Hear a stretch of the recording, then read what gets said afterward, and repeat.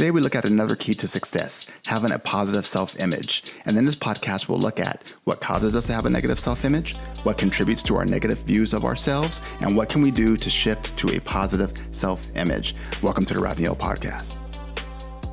Okay, today's story kind of hits hard, difficult to say. It's about the past. And so growing up, didn't have a high self-image of myself. And the school I went to, in elementary school, not many minorities. And so I was one of the few that were there on campus. And so it's a constant reminder of being different, having a different appearance.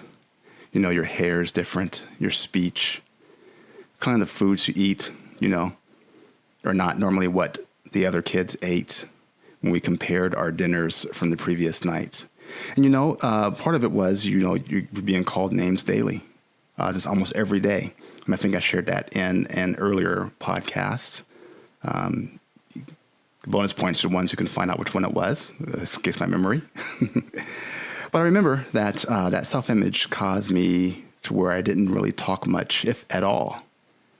I didn't really like my hair, my clothes I was wearing. Remember, I was always dressed up the way the parents would dress me up, and I really didn't give much thought until other people commented on it.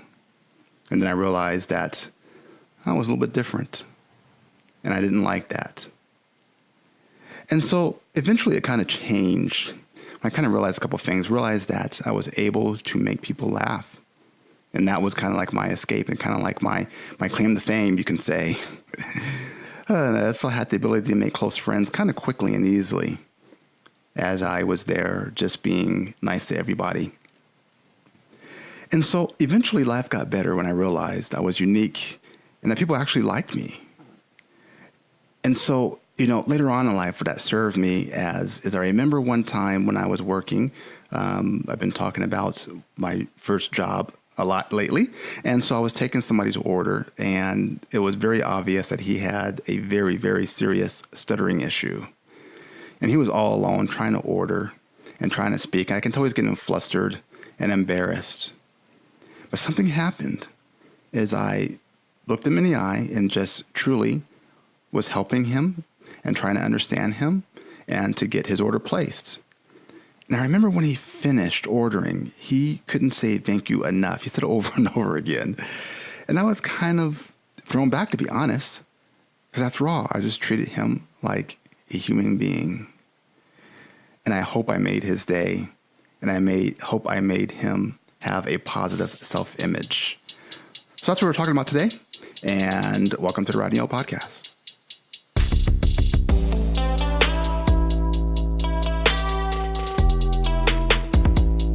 Hey, this is Chance. My IG tag is @Chance_AK_Billups. I've overcome addiction and changed my life. However, two things I'll never change is my love for God and the Rodney O podcast, where you can hear stories like mine and other relevant topics. Stay tuned. This is the Rodney O podcast. Okay, today's podcast is being recorded in February of 2019, and it's part of a daily month-long series titled Keys to Success. And today's key to success is about having a positive self-image. And so we look at that and we find out that many of us are what? We're insecure. And I think if you're not, you may have had a time in your life when you were. And so I kind of think to myself, what caused that insecurity? Whether it's a speech impediment or a blemish, when we each may have a time where we looked at ourselves in a negative light. And so I mentioned before about social media in some of my earlier podcasts, and we often see the best out of everyone on social media pages. The best images, the best lighting. Very rarely do people portray their worst, unless they're purposely trying to do it. And then it's just kind of making it look worse because you want it to look worse. But I don't think they should necessarily put out things where they look worse. I mean, if you think about history, we never wanted to post a bad picture ever. Maybe at a school pic, maybe there's a bad picture taken because of the school photographers, or maybe because kids want to just make a funny face. But usually, think about it, when a family got dressed up, they looked their best, and they took the family photo to put on the wall. They wanted to look their best and have the best photography. But however, we have so much more of it now, right? It seems to be everywhere. And so because of that, I think somewhere we got it in our heads that people should look glamorous all the time. I mean, you can post a pic and have, thousands, millions of people see it. And we need to realize that edits, lighting, and angles, all of that plays a part in that image. Maybe it's not really a physical image problem you may have, but a confidence in your abilities, maybe due to your skills. Maybe you got a handicap or impairment that's making you have a negative self-image. These things have no bearing on you if you are going to be successful or not. Because it's our uniqueness that makes us who we are. We are not all the same. Mind blown, right? I mean, there are things you can do that no one else can do. There are things that you can do better than anybody else. The point is, you need to embrace how you are unique and don't dwell on how you don't conform to the quote unquote norm, right?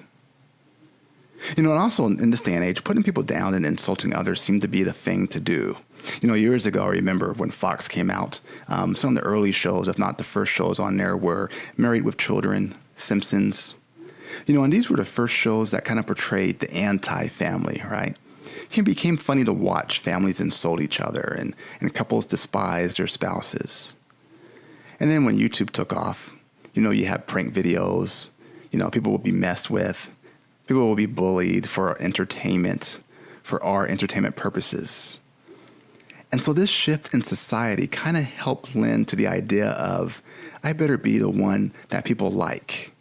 So you know what I'm going to do? I'm going to bully and tease others to make myself look and make myself feel good.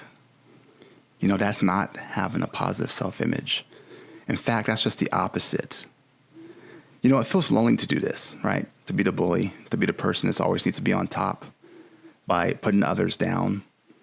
These people need to have a little bit of self-respect and understand that when you have a positive self-image, you help others, you motivate other people, you want to help them. You see, the truth is this. Successful people see themselves in a positive light. They have a positive self-image, which is why they are able to excel in what they do. So that's my encouragement for all of you to realize that you are worth a lot. You are valuable. And so here are some keys to remember. First, take inventory of yourself. What do you do well? What do you excel at?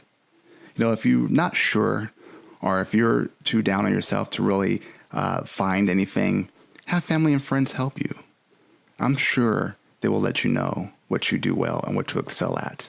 Or they're not really your friends and a very bad, crappy family. Another key, and a key to remember, is realize you are unique. And that's a good thing. Embrace it, use it. There's only one you.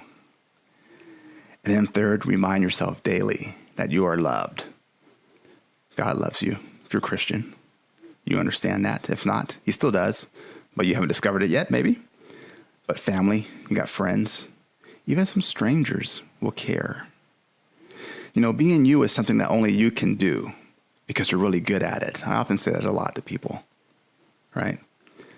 But anyway, that was a quick key for you to have a positive self-image. Please feel free to dialogue with me. My YouTube channel, please subscribe to that. You can watch my videos, especially my Rodney O Weekly, where I show that I am living what I speak. That YouTube channel link will be in the podcast description, or you can simply go to YouTube and search Rodney O Weekly. Remember this, I want to inspire, encourage, and motivate all of you as you navigate this journey that we call life. Thank you for joining me, and I will see you guys in the next one.